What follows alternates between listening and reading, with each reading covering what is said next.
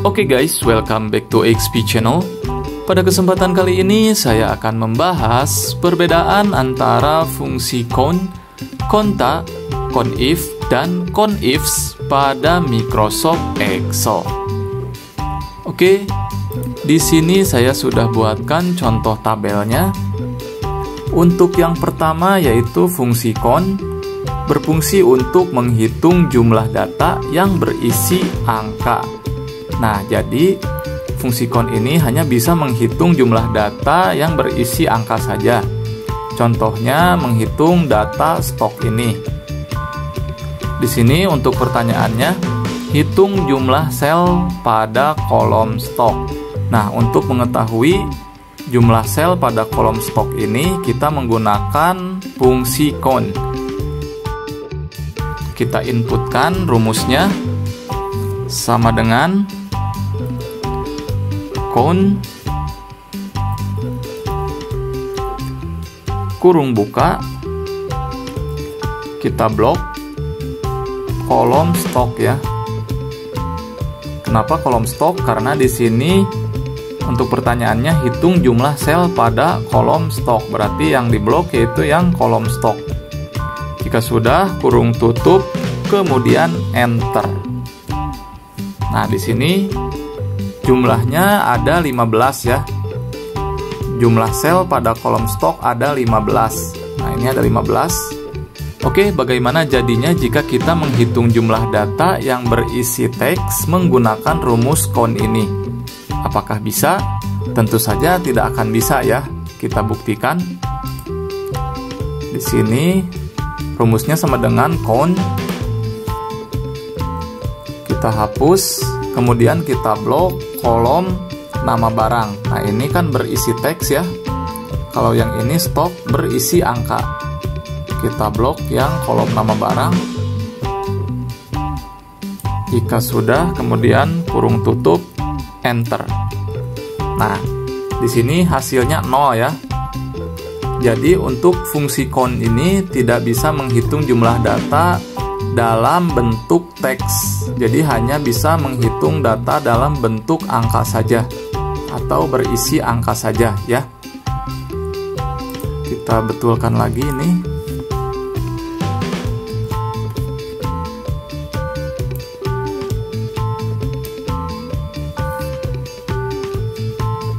Nah, untuk menghitung jumlah data yang berisi teks ini, kita menggunakan rumus atau fungsi konta.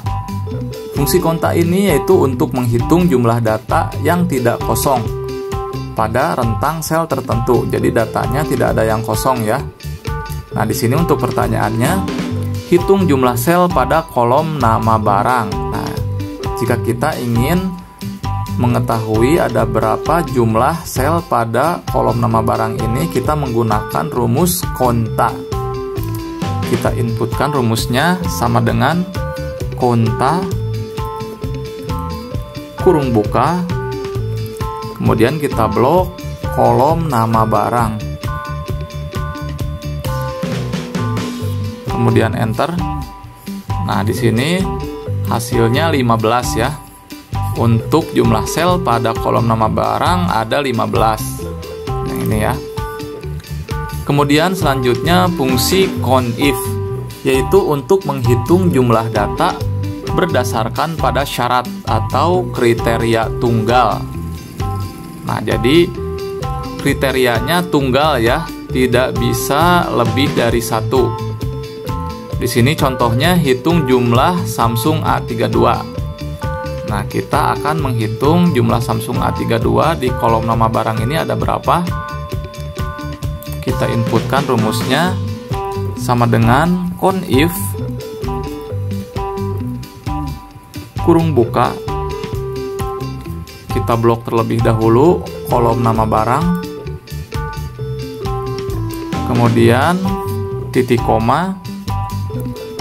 Kemudian inputkan kriterianya. Syarat atau kriteria tunggal. Nah, di sini yang ditanyakan kriterianya adalah Samsung A32. Kita ketik Samsung A32. Nah, untuk teks jangan lupa awali kutip 2 terlebih dahulu. seperti ini. Kemudian ketik Samsung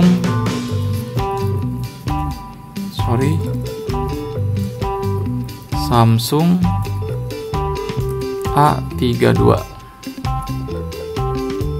Kutip 2 lagi, kemudian enter. Nah, di sini jumlahnya ada 3. Apakah betul ada 3? Samsung A32 ada 1, 2, 3. Betul ya? Ada 3.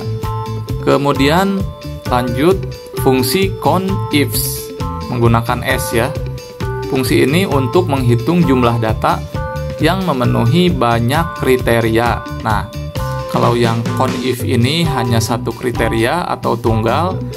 Kalau yang conifs ini yang menggunakan S banyak kriteria. Jadi kriterianya bisa lebih dari satu. Di sini pertanyaannya, hitung jumlah Xiaomi 11T dengan kondisi bekas. Oke, kita inputkan rumusnya. Sama dengan conifs kurung buka, kita blok terlebih dahulu kolom nama barang, kemudian titik koma, kemudian kutip 2, ketik kriterianya. Di sini kriteria yang dicarinya yaitu Xiaomi 11T. Kita ketik Xiaomi 11T. Kutip 2 lagi. Nah, kemudian kriteria yang kedua yaitu mencari dengan kondisi bekas. Titik koma terlebih dahulu ya. Kemudian kita blok kolom kondisi yang ini. Karena kita mencari kondisi yang bekas ya. Jadi kita blok terlebih dahulu kolom kondisi, kemudian titik koma,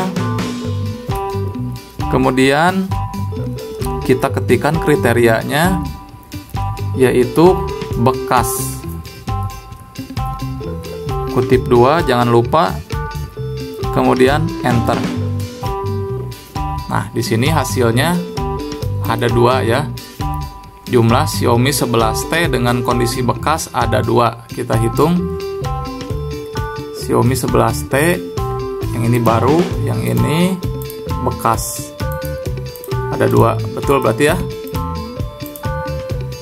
Oke, jadi itulah perbedaan antara fungsi konta, conif, dan conifs pada Microsoft Excel.